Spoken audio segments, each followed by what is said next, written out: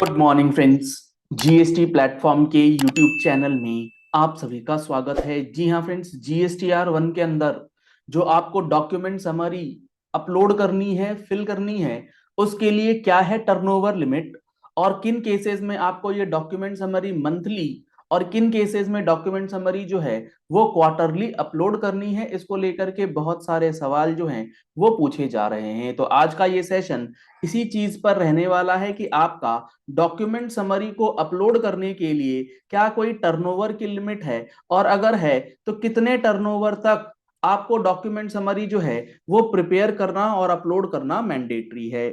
तो इसके लिए ना आपको बहुत छोटी सी एक बात समझनी है कि मान लीजिए कोई एक पर्सन है एबीसी। अब ये एबीसी जो है ये अपनी जीएसटीआर 1 वो कौन सी फ्रीक्वेंसी में फाइलिंग कर रहा है। फ्रीक्वेंसी का मतलब हो सकता है ये क्यूआरएमपी वाला पर्सन हो सकता है ये मंथली वाला पर्सन हो। अब ये कैसे डिपेंड करेगा कि ये क्वार्टरली है या मंथली है। लेट सपोज एक पर्सन है रामू। अब ये आपसे पूछ रहा है कि जीएसटीआर 1 में डॉक्यूमेंट समरी देना है या नहीं। तो सबसे पहले आपको ये चेक करना है क्या इसका एनुअल एग्रीगेट टर्नओवर जो लास्ट ईयर का है वो 5 करोड़ से ज्यादा है या 5 करोड़ से कम का है। अगर इसका टर्नओवर मैं मान करके चलता हूं कि एनुअल एग्रीगेट टर्नओवर जो है वो 5 करोड़ रुपए से कम है, तो इसके पास दो ऑप्शंस हैं। इसके पास दो ऑप्शंस कौन से हैं? ये अंडर क्यूआरएमपी भी फाइलिंग कर सकता है। क्यूआरएमपी का मतलब क्वार्टरली रिटर्न मंथली पेमेंट, जो क्यूआरएमपी स्कीम होती है। और एक ऑप्शन होता है कि ये 5 करोड़ से कम होते हुए भी मंथली ऑप्शन में रह सकता है, यानी कि मंथली फाइलिंग ये करेगा।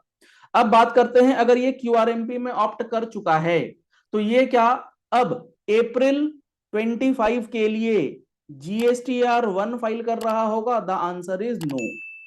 क्यूआरएमपी के केस में पहले 2 मंथ के लिए, क्वार्टर के पहले 2 मंथ के लिए जीएसटीआर 1 नहीं जाता, उसके लिए जाता है आईएफएफ, इनवॉइस फर्निशिंग फैसिलिटी।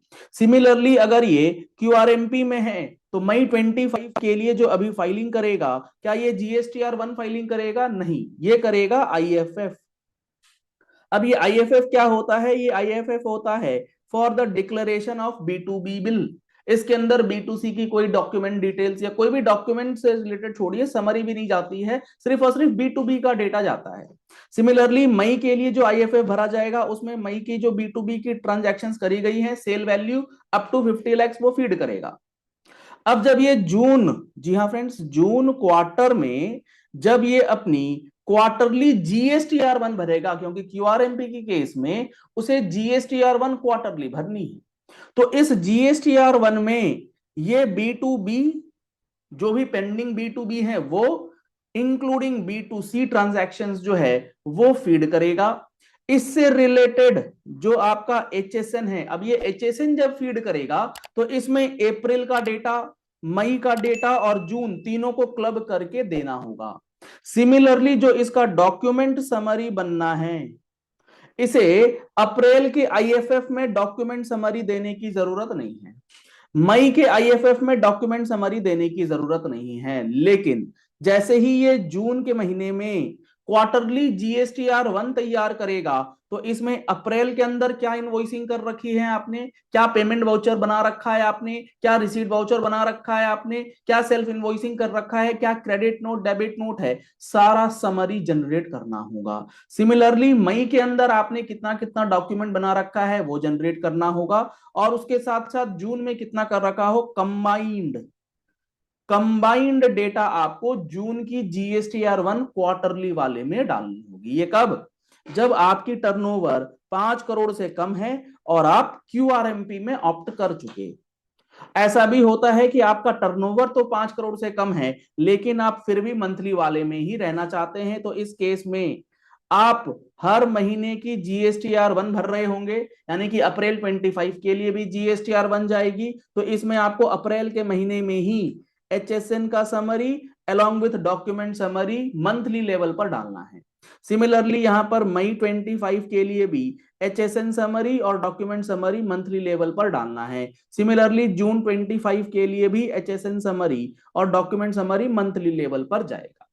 तो ये सबसे पहले आप समझ लीजिए कि अगर आप स्मॉल टैक्स पेयर हैं लेकिन आपने मंथली ऑप्ट किया हुआ है तो आपके लिए कोई रिलैक्सेशन नहीं है। लेकिन अगर आप क्यूआरएमपी में है तो कुछ 2 महीने के लिए आप थोड़ा सा रिलैक्स हो सकते हैं। अब बात करते हैं, अगर आपका टर्नओवर 5 करोड़ रुपए से ऊपर है तो क्या आपके पास क्यूआरएमपी का ऑप्शन है? जी नहीं। आपको क्या करना है, आपको सिर्फ और सिर्फ मंथली जीएसटीआर 1 ही फाइल करनी है। और मंथली जीएसटीआर 1 के केस में जो चीजें हमने यहां डिस्कस करी सेम टू सेम यहां पर भी आपको फॉलो करनी है।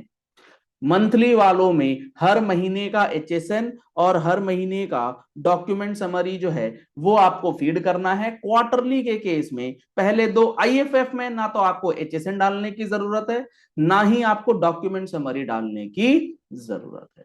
बेहद इंपॉर्टेंट पॉइंट जो है वो ये आपको समझना है, क्योंकि बहुत सारे लोगों का ये सवाल आ रहा है कि एचएसएन और डॉक्यूमेंट समरी के लिए टर्नओवर की लिमिट क्या है। कोई स्पेशल टर्नओवर लिमिट नहीं है कि आपका डॉक्यूमेंट समरी जो है वो 5 करोड़ के ऊपर होगा तो ही जाएगा या नहीं, जी नहीं। अगर आप मंथली वाले हैं और आपका टर्नओवर या मान लीजिए 1.5 करोड़ रुपए का है तो भी क्या आपको ये सब डालना पड़ेगा? 10, यस, डालना ही पड़ेगा, कोई विकल्प आपके पास नहीं है। चलिए इस वीडियो को यही एंड करते हैं। आशा करते हैं आपको ये बात बहुत अच्छी तरीके से समझ में आ गई होगी और मई 25 की जीएसटीआर 1 जो कि 11 जून से पहले जानी है उसमें आप ये सारा डेटा फीड कर लेंगे। आप जीएसटी के अंदर एक एक सेक्शन, एक एक प्रोविजन, एक एक रूल को डिटेल में समझना चाहते हैं तो इसके लिए आप हमारा जीएसटी का फुल कोर्स ज्वाइन कर सकते हैं। कॉन्टैक्ट नंबर्स आपको स्क्रीन पर दिए गए हैं, दिए गए नंबर्स पे कॉल करके, व्हाट्सएप करके आप जानकारी भी ले सकते हैं। आप हमारा mobile application GST platform play store से डाउनलोड कर सकते हैं, लिंक आपको वीडियो डिस्क्रिप्शन बॉक्स में दिया गया है।